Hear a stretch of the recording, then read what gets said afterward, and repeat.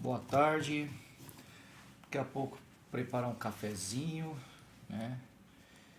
E eu sou formado em pedagogia, 4 anos, licenciatura plena em pedagogia. Estou me formando agora em letras, português e inglês, na qual é para lecionar no ensino médio, ensino fundamental 2. Eu também já fiz curso de teologia no começo de 2016. Fiz um pouco, estudei um pouco da língua latim, mais conhecido como latim vulgar, para ter um entendimento no qual as escrituras antes da língua portuguesa, da língua italiana, da língua espanhola, eram mencionados. Então eu venho acompanhando, né, o latim, é, e toda a trajetória do que foi escrito daquela época para cá e mantendo até então. Eu chamo isso de conservadorismo, né?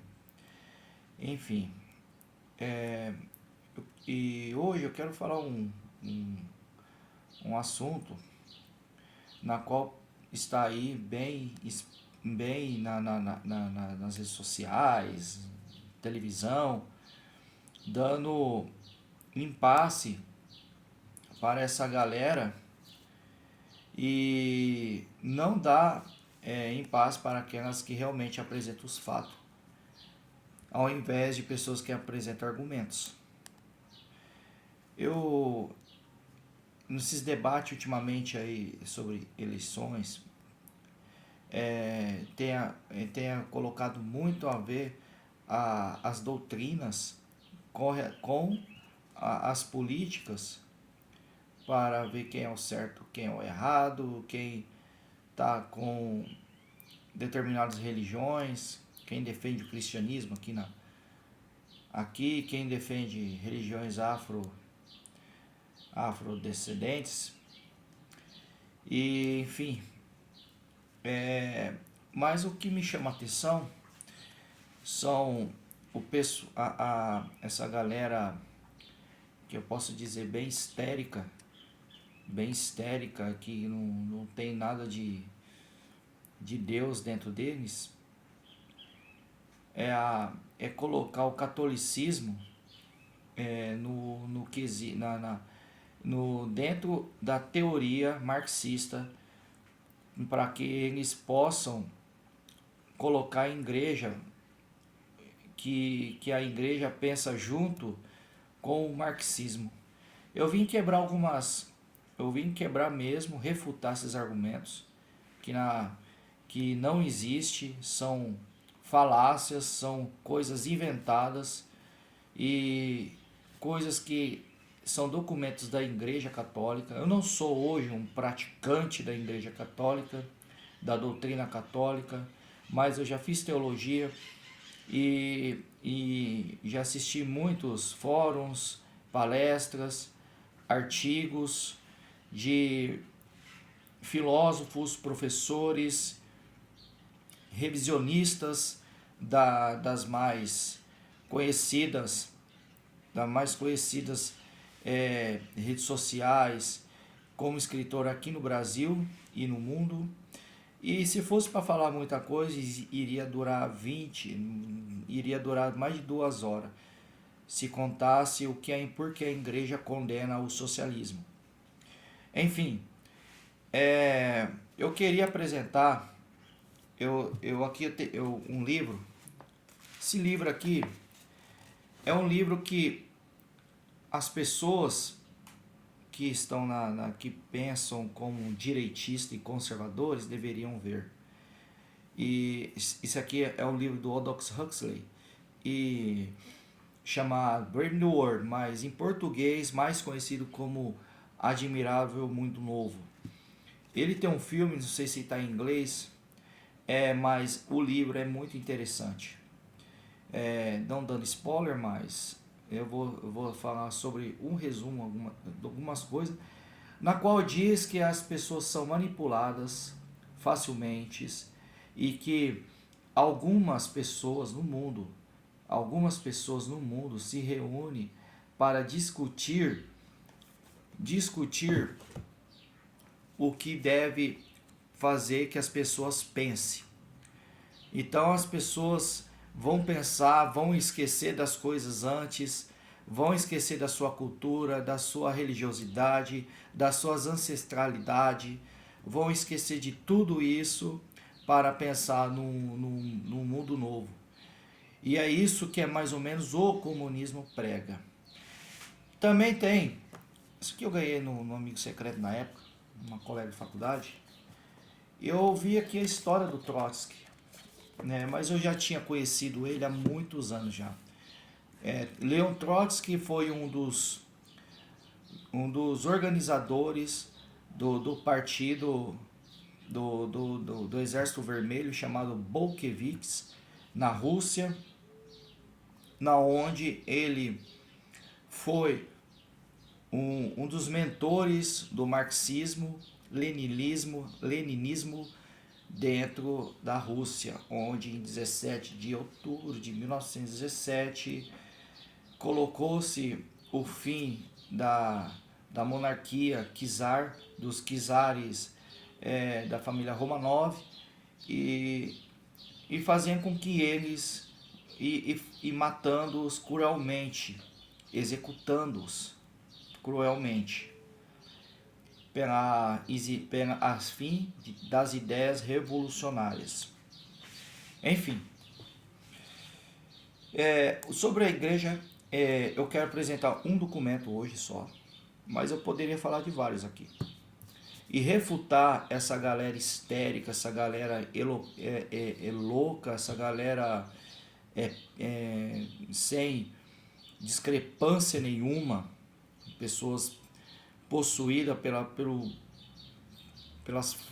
karma do mal mesmo, coloca a Igreja Católica ao hall do marxismo. Eu vou apresentar isso aqui, é um documento da Igreja Católica que eu tenho quando eu estudava, chama Catecismo da Igreja Católica, certo? Eu tenho certeza que esses esquerdistas nunca leu um negócio desse aqui. Eu acho que eles vão lá, abrem um documento do Leonard Boff, do Frei Beto, e acha que eles são os conhecedores da Igreja Católica e pega o que eles falam. Aqui fala muito, aqui tem um capítulo, eu deixei até no versículo 2244, que chama Comunidade Política e a Igreja. Eu vou fazer antes de ler, eu vou assimilar isso aqui nas ideias totalitárias da época do começo do cristianismo. Quando assim, lá no século I, começou o cristianismo. E por que a igreja veio escrever isso em 1990? Vamos lá. Toda instituição se inspira ainda que implicitamente numa visão do homem e de seu destino, da qual deduz os critérios de seus juízos, sua hierarquia de valores, sua linha de conduta. A maior parte da sociedade tem referido suas instituições a uma certa preeminência do homem sobre as coisas. Só a religião divinamente revelada reconheceu claramente em Deus, Criador e Redentor, a origem e o destino do homem.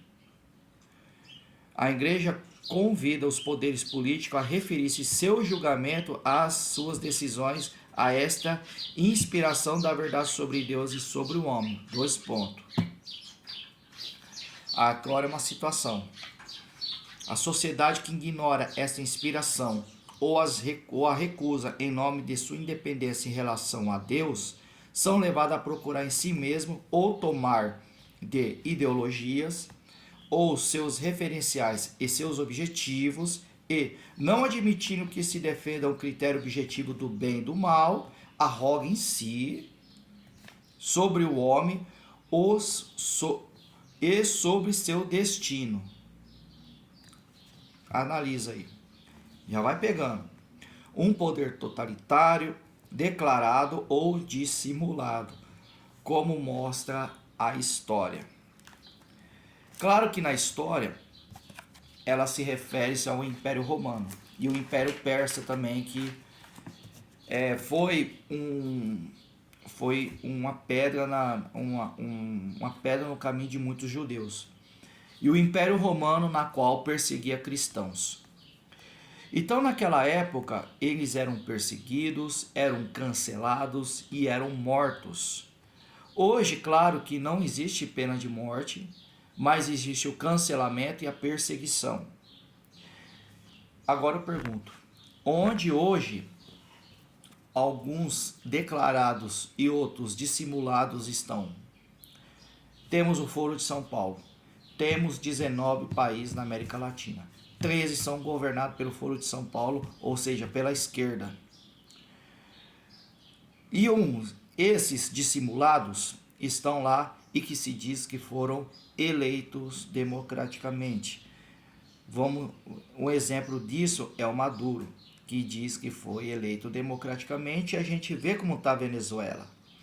Outro é o Daniel Ortega, que já está no poder há 20 anos. E há 20 anos há fraudes, há coisas que fazem ele ganhar e ele faz de dissimulado que está ali porque ganhou o poder. Ganhou nas eleições. Então, ganhou o poder. E hoje, quem está sendo os perseguidos lá? Está sendo perseguido os cristãos, assim como foi na época de Roma. Estão sendo presos os padres, estão sendo presos os cristãos, fechando as igrejas. Na Venezuela é aquela coisa, comunismo para ele e capitalismo para mim. O país está praticamente na linha da miséria irreparável, fazendo que as pessoas deixem lá e venham para o Brasil, vão para Roraima e vão para outros lugares, porque não tem mais condição de viver na Venezuela. E é isso, meu. Como que pode uma esquerda defender, achar que o totalitarismo na qual eles pensam, na qual o Lula porque o Lula disse da boca dele que eles vão entrar no poder, ele quer o poder. Por quê? Porque é o que visa o Foro de São Paulo. Foro de São Paulo, uma vez criado, depois derrubado no Muro de Berlim em 1990, pela América Latina e países caribenhos. Isso daí gera um outro assunto. E por fim, é isso. Pessoas que acham que está no Brasil, está vivendo uma ditadura, e como alguns padres pensam que está vivendo perseguição, olha os padres na Nicarágua, vê o que eles estão passando. Alguns estão em situação de extrema tortura. Olha o que aconteceu em Cuba, quando Che Guevara e Fidel Castro governavam o país.